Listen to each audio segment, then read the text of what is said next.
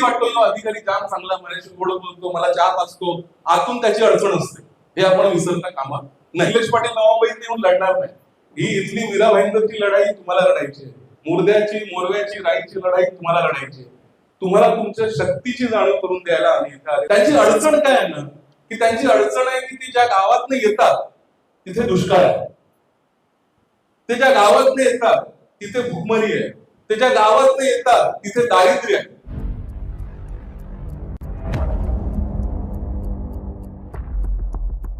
ती गावात येण्याची मला संधी मिळते कारण की बालयोगी सदानंद महाराजांचं हे गाव आहे आणि त्यांच्याच माध्यमातून उभ्या या वास्तूमध्ये आपण सगळे बसलेलो आहोत.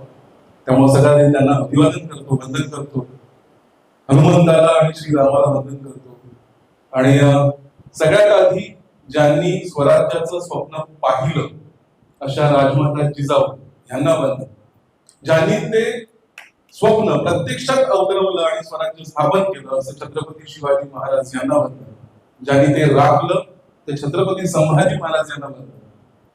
तुमच्या आमच्या बहुजनांपर्यंत शिक्षणाची गंगा ज्यांनी पोहोचवली, ते शिक्षण आलं म्हणून आम्ही विचार करायला लागलो, म्हणून आम्हाला आमचे हक्क कळायला लागले आणि म्हणून आम्ही आमच्या हक्कासाठी आवाज उंचवायला लागलो. तर असे आपल्यापर्यंत शिक्षणाची गंगा पोहोचवणारे क्रांतीज्योती सावित्रीबाई फुले आणि महात्मा ज्योतिबा फुले यांना वंदन. आणि मगाशी उल्लेख झाला की आपल्या समाजाच्या वाट्याला संघर्ष का, तुम्ही म्हणताय तुमच्या 3 गावांचा जास्त स्ट्रगल होतोय, पण मी पालघर पासून रायगडच्या शेवटच्या टोकापर्यंत गेल्यानंतर मला लक्षात येत आहे की सगळीकडे संघर्ष सुरू आहे. आणि तुमचा प्रश्न तुमच्या सगळ्यांचा ऐकल्यानंतर मला लक्षात आलं की थोडा सोपा प्रश्न आहे, कारण की कठीण प्रश्न आम्ही ऑलरेडी सॉल्व्ह केलेले आहेत. त्याच्यामुळे थोडंसं, कारण मग येता मला प्रश्नांची काही आयडिया दिली नव्हती की बैठक कशा स्वरूपात असेल आणि किती पद्धतीची सभा, एवढी मोठी सभा असेल याची मला जाणीव नव्हती. पण तुमचं सगळं ऐकल्यानंतर लक्षात आलं की नाही, आपल्याला नक्कीच चांगलं सांगता येईल, मार्गदर्शन करता येईल. पण मी हा उल्लेख का केला संघर्षाचा, कारण की हा संघर्ष आपल्यासाठी नवा नाहीये, हा जुना संघर्ष आहे. आणि असंच आज तुम्ही अनेक जण शेतकरी असाल, मिठागरांच्या जमिनी आपल्याकडे असतील, तर आपल्याकडे अशा जमीनदारी पद्धतीने या जमिनी आलेल्या नाहीये. आपण कसणारे शेतकरी होतो, शेतमजूर होतो. इंग्रजांच्या काळात 1932 ते 1939 या कालावधीमध्ये आपल्याच समाजाचा, आगरी समाजाचा आणि सागरी भूमिपुत्र समाजाचा एक तरुण उभा राहतो आणि कुळ कायद्याचं आंदोलन उभं करतो. 7 वर्ष इंग्रजांच्या काळात संप चालवतो शेतकऱ्यांचा, ज्याच्यामध्ये म्हणजे विचार करा की ते शेतकरी वतनदारांची, जमीनदारांची जमीन कसत होते, त्याच्यावर त्यांना अर्धनिर्वाह वगैरे बेसिस होती, त्यांना भात किंवा त्यांना धान्य मिळत होतं. ते धान्य पिकवणार नाही अशी शपथ त्यांनी घेतली. आणि असं नाही म्हणजे त्यांच्याकडे किती साठा असेल त्यांच्या धान्याचा, 1 महिन्याचा, 2 महिन्याचा, 6 महिन्याचा, 1 वर्षाचा, 2 वर्षाचा, त्या पलीकडे नाही. 7 वर्ष धान्य पिकवलं नाही. काय म्हटलं, आम्ही कसणारे शेतकरी आहोत, कसं त्याची जमिनीचा अधिकार देणार असेल तर जमीन आम्ही कसून येत, आम्ही कसणार नाही. 7 वर्ष हा संप चालवणारा एक रायगडचा आगरी सुपुत्र होता, त्याचं नाव होतं अप्पासाहेब नारायण नागू पाटील. त्यांना वंदन करतो. आपण वंशज आहोत त्यांचे, हे आपण विसरता कामा नये. येतं लक्षात?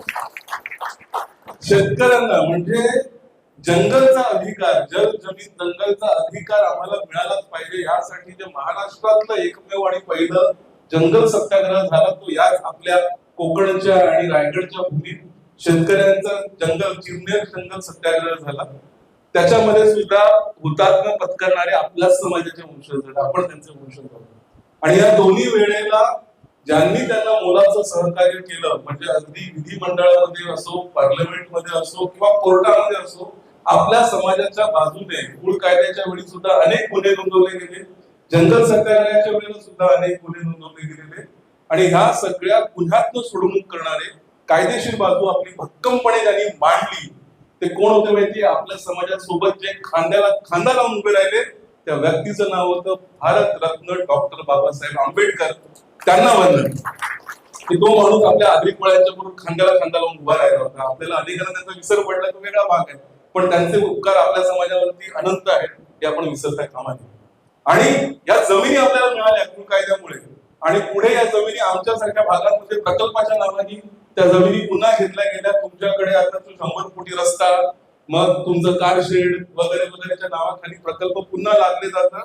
अशा वेळी जमिनीच्या बदलीत जमीन मिळाली पाहिजे, शेतकऱ्यांचं पुनर्वसन झालं पाहिजे. अशा वेळी प्रकल्पाला जमीन जात असेल तर विकसित जमीन मिळाली पाहिजे. हे जमिनीच्या बदल्यातलं जमिनीचं तत्व ज्यांनी आणलं ते राष्ट्रीय लोकनेते दिवा पाटील साहेब यांना वंदन. ही सगळी जी नावं घेतली आपल्या समाजाची आहेत. हा आपल्या समाजाचा इतिहास आहे जो आपण विसरता कामा नये. त्यामुळे ही जी काही आत्ताची जी संकट आहे ती त्या तुलनेने फार मोठी संकट नाहीये. त्या तुलनेने ही छोटी संकट आहे. आपल्याला थोडस इतिहासाचा विसर पडलाय. इतिहास जाणून घेतला तर आपल्याला आपण कसं वाटतं आपण त्या हनुमानासारखे आहोत ज्याला आपल्या शक्तीचा विसर पडलेला आहे. तर आमच्यासारखी माणसं थोडं जांबवांसारखं काम करत आहेत की तुम्हाला तुमच्या शक्तीचा, आम्ही फक्त तुमची शक्ती आहे, ही लढाई तुमची आहे. ही लढाई काही निलेश पाटील नवाबाईत येऊन लढणार नाही. ही इथली मीरा भाईंदरची लढाई तुम्हाला लढायची आहे. मुर्द्याची, मोरव्याची, राईची लढाई तुम्हाला लढायची आहे. तुम्हाला तुमच्या शक्तीची जाणीव करून द्यायला आम्ही इथे आलेलो आहोत. त्याच्या पुरताचा हा विषय आहे. राहिला प्रश्न मगाशी जे पहिलं भाषण दादा तुम्ही केलं त्यामध्ये तुम्ही त्या एक सावंत नावाच्या अधिकाऱ्याचा उल्लेख केला. आणि म्हणजे आता आपल्या याच्यात सगळ्यांना अभिवादन करून सन्मान घेऊन व्यासपीठ माझ्यासोबत आलेली सगळी मंडळी आणि आपण सगळे ज्येष्ठ वरिष्ठ मंडळी, आपण मगाशी उल्लेख केला सावंत नावाचा अधिकारी का आपल्यावर खाण खाऊन आहे अशा पद्धतीने वागतात. एकटा सावंत नाही, तुमच्या महापालिकेत जर का तुम्ही यादी काढली तर अर्ध्याहून अधिक अधिकारी तसेच असतील. हे तुमच्या मीरा भाईंदर महापालिकेचा विषय नाही, हे ठाणा महापालिकेत पण तोच विषय आहे, आमच्या नवी मुंबई महापालिकेत तोच विषय आहे, पनवेल महापालिकेत तोच विषय आहे, केडीएमसी मध्ये जा तोच विषय, सर्वत्र हाच विषय. त्यांची अडचण काय आहे ना की त्यांची अडचण आहे की ते ज्या गावात येतात तिथे दुष्काळ आहे, ते ज्या गावात येतात तिथे भूकमरी आहे, ते ज्या गावात येतात तिथे दारिद्र्य आहे. आणि मग जेव्हा ते इथे येतात, शहरात येतात, आपल्याला सुजलाम सुफलाम बघून त्यांचं आतमध्ये जळायला सुरुवात होते. ही त्यांची अडचण आहे, टेक्निकल प्रॉब्लेम येतं लक्षात. म्हणजे त्यांना असं वाटतं साला देवानी यांनाच कसं काय केलं, मग त्या गळफाळामध्ये मी यांचं नुकसान कसं करू, मी यांना कसं रोखू, मी यांचा काय त्रास किती देऊ शकतो, माझ्या हातामध्ये कायद्याने मला बसवलाय अधिकारी बनवून, तर माझ्या रेवट्या मारून मारून मारून किती त्रास देता येईल हे सगळे प्रयत्न होतो. प्रशासन असो किंवा पोलीस प्रशासन असो किंवा आणखी कुठलं प्रशासन असो, सगळी लोक तशीच आहेत. आपण हे स्वीकारलं पाहिजे. म्हणजे आपल्याला कधी कधी वाटतो अधिकारी जाम चांगला, माझ्याशी गोड बोलतो, मला चहा पाचतो, आतून त्याची अडचण असते, हे आपण विसरता कामा नाही. त्याच्यामुळे अधिकारी असेच भेटणार आहे. मग आपल्याला जर का आपला शत्रू माहिती आहे की तो काय त्रास देऊ शकतो तर त्याचा काउंटर आपल्याकडे असलं पाहिजे की त्या केसमध्ये आपल्याला माहिती आहे की याला अडवायचा कसा, याला रोखायचं कसं. तुमचे प्रश्न मी का म्हटलं मगाशी, तुम्ही 2-3 प्रश्न मी लिहून घेतले तुम्ही जेव्हा म्हणत होता सांगत होता तेव्हा. मी ज्या नवा मुंबईत येतो त्याची अडचण एक वेगळीच आहे, तुमच्यासारखाच प्रश्न पण आणखी कठीण पद्धतीचा. मी तुम्हाला उदाहरण देतो आता थोडस आयडिया द्यायसाठी. तुम्हाला ही समोर आपण असं पकडूया की हे तुमचं गाव आहे जिथे अख्खं हे जय श्रीराम लिहिलेलं आहे, श्रीराम श्रीराम जयराम, आणि वरचा जो पूर्ण आयत आहे मंदिरावरचा दिसत असेल असं पकडा, हे तुमचं आजचं गाव आहे. त्या गावामध्ये जे स्टील प्लेट वरती जय श्रीराम लिहिलं ना मध्य आकाशामध्ये, ती तुमची मूळ गावठाण, ती तुमची मूळ गावठाण आहे. मग हे जे भगव्या कलर मध्ये जय जयराम श्रीराम लिहिलंय आणि वरती ते जे डिजिटल चालू आहे त्याच्या आजूबाजूची जागा आहे, हे तुमची विस्तारित गावठाण आहे, तुमचं वाढलेलं गाव. मला जस्ट एक उदाहरण म्हणून, आपण सध्या राई गावामध्ये आहोत. राई गावामध्ये किती घरं असतील अंदाजे, किती घरं आहेत दादा? 500, 1000 किती घरं आहेत राईची? किती 1000 घरं असतील, 1000-1200 घरं असतील राईमध्ये आजच्या घडीला, बरोबर. आजपासून 60 वर्षापूर्वी किंवा 50 वर्षापूर्वी किती घरं असतील? 200-300, बरोबर ना? 200 किंवा 300 घरं. 300 घराची आज 1200 झाली. ओके, आता मी अजून मागे जातो आणि म्हणतो की 90 वर्षापूर्वी किती घरं असतील? आजपासून 90 वर्षापूर्वी 50 ते 100 घरं.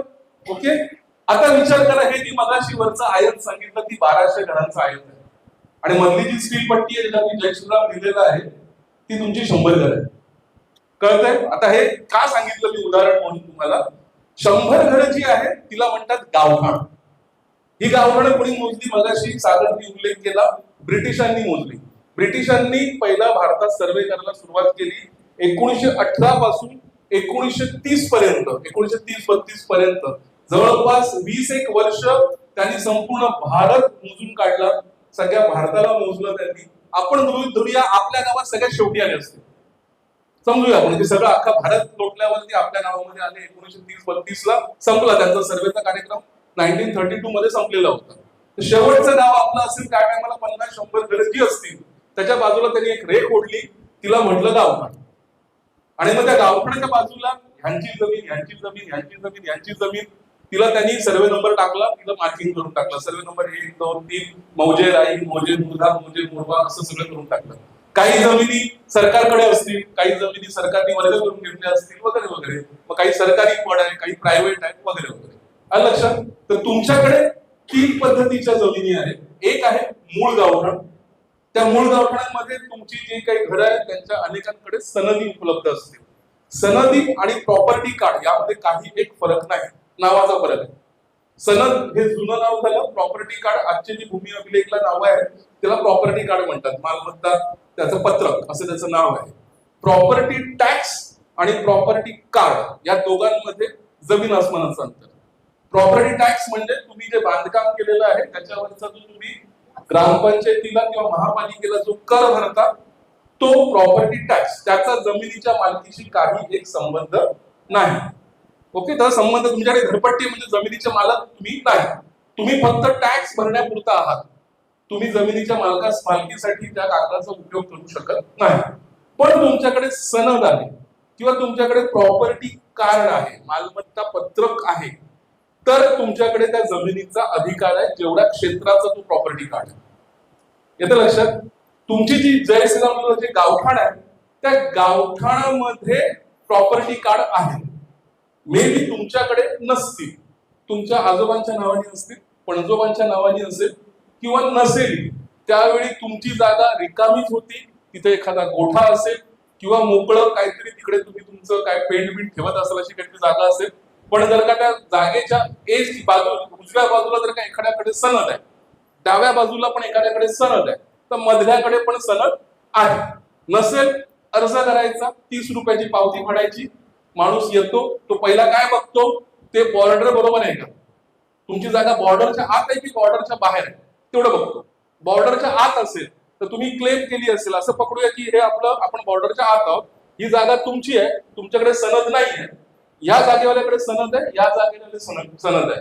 तुम्ही अर्ज केल्यानंतर तो काय करणार, ह्या तुमच्या जागेला सोपट तुम्ही जी म्हणताय तुमची जागा आहे, तुमचं घर आहे, तुमचं कंपाऊंड आहे, तुमच्या चारी बाजूला 360 डिग्री मध्ये जर का जी लोक आहेत, 2 घर आहेत, 4 घर आहेत, 10 घर आहेत, सगळ्यांना नोटिसा पाठवतील, सगळ्यांना सांगतील की ही व्यक्ती क्लेम करते की ही जागा याची आहे, तुम्हाला काय हरकत आहे का, ही जागा त्याचीच आहे का, तुमचं काय त्याच्याबद्दल म्हणणं आहे का. यांनी म्हटलं आमची हरकत नाही, त्यांनी म्हटलं हरकत नाही, असं सगळ्यांनी म्हटलं आमची काही एक हरकत नाही. मग ते तुमचं नोंद करून घेतील, त्याच्यावर एक नंबर पडेल आणि ती सनद तुम्हाला दिली जाईल. आलं लक्षात? म्हणजे बॉर्डरच्या आतमध्ये तुम्ही आहात आणि जरी तुमच्याकडे सनद नसली तरी ती सोप्या पद्धतीने मिळवता येते. त्यासाठी मोठी प्रोसिजर करायची गरज नाही. 30-50 रुपयाची पावती फाडायची असते, फक्त त्या अधिकाऱ्याकडनं काम करून घ्यायला जे काही आपले असतात ते सगळे साम दाम दंडभेद वापरा, माझं असं म्हणणं आहे. उघड टाइमपास कशाला करा, आपल्या वेळेला किंमत आहे, तर 200-500 रुपयातून काम होत असेल तर करा आणि मोकळं करा असं. तर सांगायचं तात्पर्य लक्षात आलं, गावठाणाच्या आपली गोष्ट लक्षात आली. तुमचा एक भाग आहे गावठाण जो क्लिअर कट आहे, त्याची मालकी तुमच्याकडेच आहे, कागद शोधा नसेल तर शोधता येतील, तो काय अडचण नाही. त्याच्या बाहेर आहेत त्या 2 पद्धतीच्या जमिनी आहेत. एक त्या सरकारी जमिनी आहेत ज्याला आपल्या भाषेत गुरचरण म्हणतो आपण, गुरं चरणाऱ्या जमिनी होत्या, किंवा त्या काही कथा आपल्या समुद्र किनाऱ्यात आपण खागण म्हणतो, खागणीच्या जमिनी ज्याच्यामध्ये आपण मासे पकडायला जायचो किंवा मासे पाळायचो वगैरे, किंवा गुरसरणी ज्याच्यामध्ये आपण गुरं पाळायचो किंवा गवत वगैरे असायचं, गुरं चरायला जायची, तर ती तिला आपण सरकारी जमीन म्हणूया, खाजणाची असो नाही तर गुरसरणीची असो. आणि दुसरी जागा आहे प्रायव्हेट, सर्वे नंबर आहे, तुमच्या कोणत्या ना कोणाच्या नावानी आहे, आजाच्या पंजाच्या कोणाच्या नावानी आहे, तर त्याच्यावर तुमची याच 3 पद्धतीच्या जमिनी असणार आहेत. चौथी पद्धत असेल काय नाही, या 3 पद्धत. आमची अडचण काय, नाव मुंबईमध्ये जेव्हा 15 वर्षापूर्वी आम्ही चळवळ उभी केली त्यावेळी अडचण अशी होती की आमच्याकडे गावठाण होती, पण गावठाणाच्या बाहेरचा जो सगळा एरिया आहे ज्याच्यात तुमच्याकडे गुरसरणी किंवा प्रायव्हेट जमीन आहे, आमच्याकडे नव्हती. का नव्हती? आमची सगळी जमीन सिडकोने संपादित केली. आमच्या गावठाणाच्या बाहेर जेवढे सर्वे नंबर होते त्याच्यावर सगळे सिडकोचा स्टॅम्प 1, 2, 3, 4, 5 सगळं, आमची घर आहेत त्याच्यामध्ये, आम्ही तिथे राहतो, आम्हाला माहितीच नाही की आमच्या घराच्या खालच्या जमिनीचा सातबारा सिडकोच्या नावाने. मग आमची मुवमेंट सुरू झाली की बाबा आम्हाला जमीन, मग आमच्याकडे कारवाया सुरू व्हायच्या. आमचं पण सेम प्रॉब्लेम, आम्हाला प्रश्न पडायचा, आमच्या कोणतरी स्वतःच्या जागेवर जुना घर झाला, मोडायला आला, पडायला आला, पडला, त्याच्यावरती आम्हाला परत नवीन बांधकाम करायचंय. नवीन बांधकाम करायला महापालिकेत गेला, बाबा आमचं घर जीर्ण झालेलं आहे, पाडतोय, नवीन बांधायला परवानगी द्या. परवानगी तेवढं सिडकोची एनओसी घेऊन द्या. आम्हाला पहिला प्रश्न असेल तर सिडकोची एनओसी घेऊन द्या. आम्हाला कळायचं नाही सिडकोची एनओसी का, आम्हाला नंतर कळलं अच्छा 7-12 सिडकोच्या नावाने. तर जोपर्यंत सिडको एनओसी देत नाही आम्हाला परवानगी मिळत नाही. तुमच्याकडे तो प्रश्न नाही, कारण तुमची जमीन एकदा प्रायव्हेट आहे किंवा गावठाणातली आहे किंवा गुरुचरणीवरती 3 भागातली. आम्ही त्याच्यासाठी काही एक आमच्याकडे नसताना आम्ही जवळपास 3-4 वर्ष आधी आंदोलन चालवलं. मग आम्हाला या तांत्रिक गोष्टी लक्षात आल्या आणि मग 2017 मध्ये आम्ही आमच्या नवा मुंबईतील लोकसंख्या मोजली. तुमचा 3 गावांचा प्रश्न आहे, तुमचा 3 गावांचा प्रश्न नाहीये, तुमचा विरा भाईंदर महानगरपालिकेत असणाऱ्या प्रत्येक गावाला हा प्रश्न आहे. सगळ्या गावांचा सेम प्रश्न असणार आहे. आज भले तुम्ही जो म्हणतो ना आपण, तुम्ही आता त्या जात्यात आहात ते सुपात आहेत, त्यांच्यापर्यंत संघर्ष पोहोचला नाही तो उद्याला पोहोचेल अशातला भाग. तर आम्ही नवी मुंबई महापालिकेमध्ये आमची लोकसंख्या त्या टायमाला 10-12 लाखाच्या घरात होती. गाववाल्यांची लोकसंख्या आम्ही काउंट केली 2.5 लाख होती. आम्ही 2.5 लाख लोकसंख्येला टार्गेट दिला की कमीत कमी 50 ते 60 हजार लोक रस्त्यावर पाहिजेत, तर तुमचा प्रश्न सुटेल, नाही तर प्रश्न सुटणार नाही. लोकांनी आमच्या हाकेला ओ दिला आणि तुम्ही बिलीव्ह करणार नाही, 50 हजाराचं नियोजन केलं होतं अख्ख्या आंदोलनाचं, 1.25 लाख लोक रस्त्यावर उतरले 2.5 लाखावर. आणि मग आम्ही त्यावेळी काय म्हटलं, आमचं प्रॉब्लेम सॉल्व्ह झाल्याशिवाय आम्ही उठणार नाही. आम्ही एक मोर्चा काढला आणि 3 दिवस उपोषण केलं. उपोषणाला 25 ते 30 हजार लोक दररोज होती 3 दिवस. पहिल्या दिवशी लाखभर लोक होती, नंतर तेवढी लोक होती. आम्ही पहिल्यांदा शासनाकडनं GR मिळवला, एक ओळीचा मिळवला. एक ओळी शासनाने लिहून दिली. आमच्या मीटिंग आम्हाला आधी सिडकोवाल्यांनी बोलवलं, कोकण आयुक्तांनी बोलवलं, सगळे. आणि म्हटलं तुमच्याकडे अधिकार आहेत का आमचा प्रश्न सॉल्व्ह करतो? तर नाही, पण ज्याच्याकडे अधिकार आहेत त्याला बोलवलं. मग शेवटी आम्हाला विधान परिषदेच्या सभापतींनी बोलवलं, राज्यमंत्र्याकडे मीटिंग लावली आणि मग त्याच्यासमोर नगर विकास विभागाने आम्हाला पत्र दिलं. आणि मला सांगायला आनंद होतो, कारण आम्हाला म्हटलं की पहिला आमचं सिटी सर्वे करा आणि आमचं सर्वे करून पहिला आमची जमीन मोजा आणि जमीन मोजून आमच्या जमिनीचे पैसे घ्या वाटलं असतं, पण आमची जमीन आमच्या नावाने करा. तर त्यांनी एक कोळीचं उत्तर दिलं, सिटी सर्वे करायला आम्ही परवानगी देतो. तिथून आमचं स्टार्ट झालं. आणि तुमच्या माहितीसाठी हे 2017 ची गोष्ट आहे आणि आज 2022 मध्ये त्याचा 2 पानाचा स्वतंत्र GR आला की आमची कुठली जमीन घ्यायची, किती पैसे घ्यायचे वगैरे वगैरेचा GR आला. त्यात पण मग अंगणाचं काय किंवा आमची एकापेक्षा अधिक घरं असतील तर काय. तर 23 सप्टेंबर 2024 ला अजून एक GR आला आणि त्याच्यात आमची अंगणाची जमीन, आमची एकापेक्षा अधिक घरं सगळं आलं. म्हणजे हे सांगण्याचं तात्पर्य काय, तांत्रिक दृष्ट्या आम्ही त्याला राईटली हिट केलं, प्रशासन कामाला लागलं आणि प्रशासनाला ती गोष्ट द्यायला लागली. पण प्रशासनाकडे तांत्रिक दृष्ट्या वाढणे आणि त्याच्या जोडीला पब्लिक पॉवर दाखवणे. आपण आज स्वातंत्र्य दिन आहे आपला, म्हणजे भले ते आपल्यासाठी आज ही मीटिंग घ्यावी लागते, हे पारतंत्र्याचं लक्षण आहे. तसं बघायला गेलं तर आपल्याकडे ते वैचारिक स्वातंत्र्य किंवा जमिनीचं स्वातंत्र्य किंवा गावाचं स्वातंत्र्य शिल्लक राहिलं नाही अशातली परिस्थिती आहे. पण तरीही पब्लिकला प्रशासन आणि शासन घाबरतं, एकट्या दुकट्याला घाबरत नाही. आपण आपल्या त्या पूर्वजांनी आपण लहानपणी ऐकलंय ना, एक काठी तोडता येते, 10 काठीचा जुडगा नाही तोडता येत. सेम सिच्युएशन सेम आहे. तुमच्या एकट्या दुकट्या एका गावाला कोणी विचारणार नाही, पण अख्खी गावं जर का एकत्र उतरली तुमची दखल घ्यायला भाग पडेल. सांगण्यामागचं कारण काय की आमच्याकडे शासकीय सिडकोची जमीन असताना आम्ही त्यांना कायदा करायला भाग पडला आमच्यासाठी. तर तुमचं काम सोपं आहे. तुम्ही गुरचरणीत आहात, तुम्ही प्रायव्हेट जमिनीवरती आहात आणि तुम्ही गावठाणांमध्ये आहात. तर गावठाणांचा विषय सॉल्व्ह असं पकडूया. तुमची जी काही समिती आहे, माझी प्रशासनाला विनंती असेल, तसंच एक टेक्निकल टीम लागते. आमची आगरी कोळी युथ फाउंडेशनची एक टेक्निकल टीम होती. तुम्ही बिलीव्ह करणार नाही, आम्ही जेव्हा आंदोलन केल्यानंतर प्रशासनाने आमची दखल घ्यायला सुरुवात केली. मग आम्ही आमची 20-25 जणांची टीम बनवली.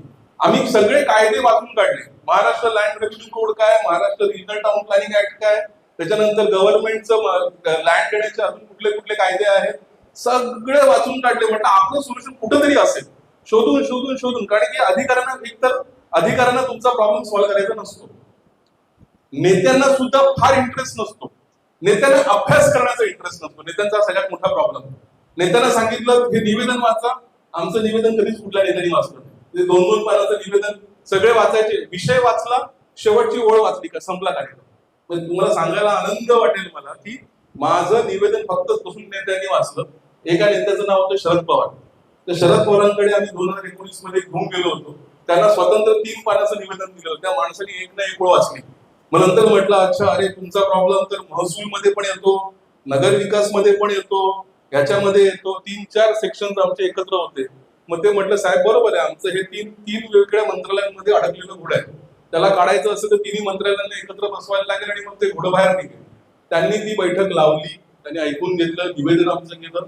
मग विषय पुढे आमचा थोडा मार्गी लागला. सांगायचं तात्पर्य मला एवढंच आहे की फार नेते आमच्याकडचे अगदी नाईक साहेब असतील किंवा आमच्याकडे मंदाताई आहे किंवा तिथे ठाकूर आहे किंवा आणखी इतर सगळी मंडळी इतकी बिझी असतात, फार अभ्यास करण्यामध्ये इंटरेस्ट नसतो त्यांना. त्याच्यानंतर प्रशासनाला तुमचं काम अजिबात करायचं नसतं, त्यामुळे त्यांना कळत असलं तरी त्यांना वळत नसतं. मग हा अभ्यास कोणी करायला लागतो? आपल्यालाच करायला लागतो. म्हणजे मी पुन्हा सांगेन, मीरा भाईंदरची आपली एक टीम बनवा, तिला अभ्यास टीम म्हणूया की तुमचे प्रॉब्लेम सॉल्व्ह करण्यासाठी काय काय. जसंही म्हटलं सगळ्यात आधी आपल्याला लागेल डेटा. डेटा काय की तुमची अशी किती घरं, आता राईचं उदाहरण घेऊया, राईची 1200 घरं. मग 1200 घरं कुठल्या कॅटेगरीत येतात? मूळ गावठाणातली घरं किती? 100, 150, 200, त्याची यादी स्वतंत्र पाहिजे. मग 200 घरं मूळ गावठाणामध्ये येतात, तर सगळ्या 200च्या 200 घरांकडे सनदी आहेत का? नाही आहे. 100 घरांकडे सनदी आहे, 100 घरांकडे सनदी नाही. मग 100 घरांकडे सनदी का नाही आहे? मग बाबा हा त्याच्या आजूबाजूच्या घरांना सनदी आहेत, मग त्यांच्या सनदी शोधूया. मग त्याची यादी बनेल आपली. यादी बनवून बाबा कुठे कलेक्टर ऑफिसला काय आपल्याला पाठपुरावा करायचं ते ठरेल आणि तो पाठपुरावा करून उरलेल्या 100 लोकांना संधी मिळते. म्हणजे हा एक स्ट्रॅटेजीचा एक भाग झाला. मग 1200 पैकी 200 घरं मार्गी लागली, 1000 घरं शिल्लक राहिली. मग 1000 घरांचा टार्गेट काय? त्याच्यापैकी प्रायव्हेट जमिनी किती आणि गुरसरणीवाले किती? मग तुम्हाला गुरसरणीचा डेटा येईल की गुरसरणीमध्ये आपली 300-400 घरं गुरसरणीवरची आहेत, 600 घरं प्रायव्हेट वरची आहेत. मग प्रायव्हेट वरची जमीनमध्ये सर्वे नंबर काय तुमचाच आहे का, तुमच्या पूर्वजांचा आहे का, की कोणी विकत घेतले? माहिती पडलं सर्वे नंबर एचा आहे आणि ए कडनं एकाने कोणीतरी 2 गुंठे जागा विकत घेतली. त्या सर्वे नंबरवरती 30 गुंठे जागा आहे, 40 गुंठे जागा आहे. 40 गुंठे जागा तुम्ही कोणीतरी 2 गुंठे जागा विकत घेतली आणि मग त्याचा काहीतरी कच्चा पक्का कागद बनलेला असेल आणि घर बनवलं, घरपट्टी घेतली. मग अशी लोक किती? तर हा सगळा डेटा मेकिंग केला तर त्याचा प्रत्येकाचं सोल्युशन आपल्याला शोधता येईल की याचं सोल्युशन कोणाकडे, त्याचं सोल्युशन कोणाकडे. मग आता येऊया गुरसरणी. गुरसरणीमध्ये जी घरं असतील 300, 400, 500 त्याची यादी आपल्याकडे येईल.